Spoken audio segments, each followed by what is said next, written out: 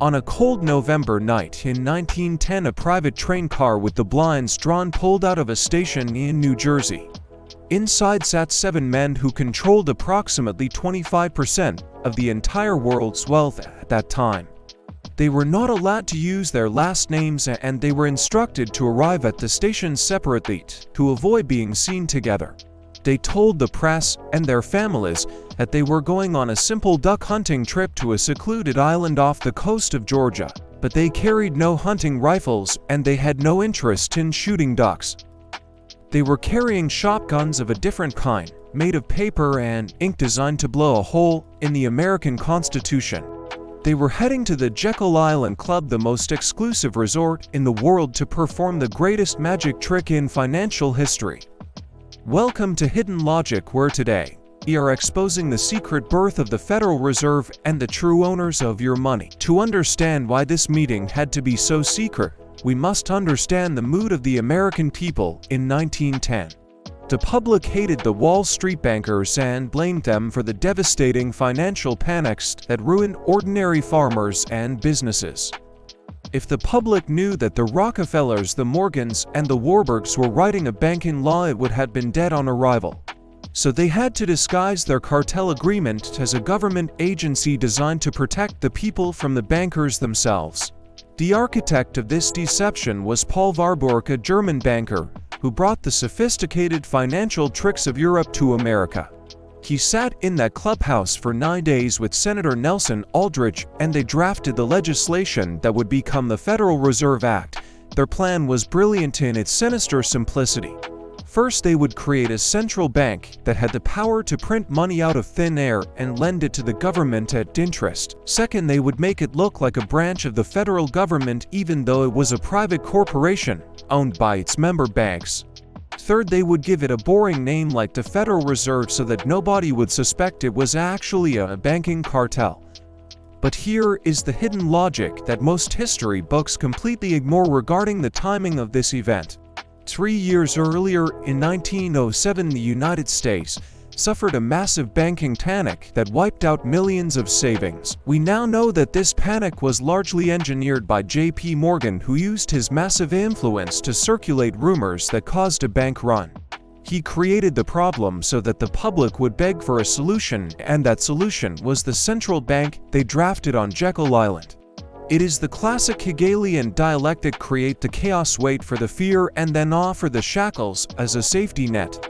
However, there were still powerful obstacles standing in the way of this plan, specifically 3 of the richest men in the world. John Jacob Astor IV, Benjamin Guggenheim, and Isidor Straus were titans of industry who fiercely opposed the central bank concept.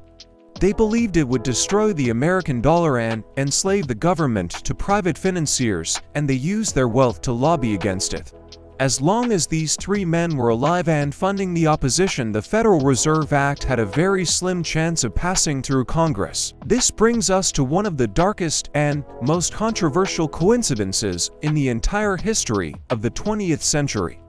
In April 1912, all 3 of these powerful men were invited to board the maiden voyage of the most luxurious ship ever built. The RMS Titanic was called unsinkable, a marvel of engineering that was owned by the International Mercantile Marine Company. And who owned that company? It was owned by none other than J.P. Morgan, the very man who hosted the Jekyll Island meeting. J.P. Morgan himself was scheduled to be on that ship, but at the very last minute, he canceled his ticket claiming he was ill. We don't deal in conspiracy theories on this channel. We do deal in mathematical probabilities and hidden motives. What are the odds that the 3 most powerful enemies of the central bank would all die in the same accident 1 year before the vote? With Astor, Guggenheim, and Straus at the bottom of the Atlantic, the opposition to the Federal Reserve was effectively decapitated. The path was finally clear. I want to hit the pause button right here because this is one of the most debated events in modern history, and I need your opinion. Do you believe that the sinking of the Titanic was just a tragic accident caused by an iceberg, as the history books say? Or do you believe it was a calculated move to eliminate the opposition to the Federal Reserve and change the world order? Go to the comment section right now and type the word iceberg if you believe the official story. On December 23, 1913, while most of Congress had already left Washington for the Christmas holiday, the act was voted on. It was passed deceptively in the middle of the night and signed into law by President Woodrow Wilson, who owed his election to these same bankers. Years later, Wilson would regret this action, famously stating that he had unwittingly ruined his country. He said, "A great industrial nation is controlled by a system of credit, and all our activities are in the hands of a few men." But by then it was too late. The creature from Jekyll Island had already been unleashed upon the world. So what does this mean for you today, in the year 2026, as you watch this video? It means that the money in your pocket is not actually money, is a debt note issued by a private corporation. Every time the Federal Reserve prints a dollar, it creates inflation, which is a hidden tax on your time and your labor. They steal the value of your savings without ever passing a tax law or asking for your vote. Since the creation of the Fed, the US dollar has lost 97% of its purchasing power. This was not an accident or a mistake. It was the design of the system created by those men on the island. The duck hunt was never about ducks, it was about hunting the economic freedom of the American people.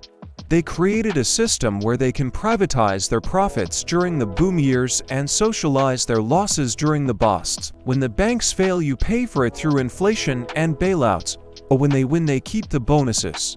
This is the banking cartel, and Jekyll Island was their headquarters, where the heist was planned.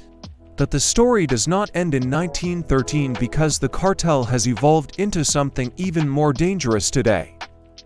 They are no longer just controlling the printing press, they are now preparing to control the very nature of money itself. To move towards central bank digital currencies, or CBDCs, is the final step in the plan that began on that island. If the Fed of 1913 gave them control over the economy, the Fed of the future will give them control over your behavior. But that is a subject we will explore deeper later in this series, when we talk about the digital prison. For now, you must understand that the conspiracy is not a theory, is a matter of historical record and legislative fact. The Federal Reserve is as Federal Express. It is a private business with a government-enforced monopoly. And the men who founded it were willing to sink ships and crash economies to ensure their control over the world. In our next video, we will follow the money from Jekyll Island to the international stage and meet the economic hitman. We will see how this banking power was used to enslave entire nations in the developing world through the IMF and the World Bank. You will see that debt is the weapon and the central bank is the army that enforces the will of the cartel. Subscribe now and hit the bell, because you need to understand who actually owns the debt that you are working to pay off. See you in the next analysis, where we reveal how the cartel conquers nations without firing a single bullet.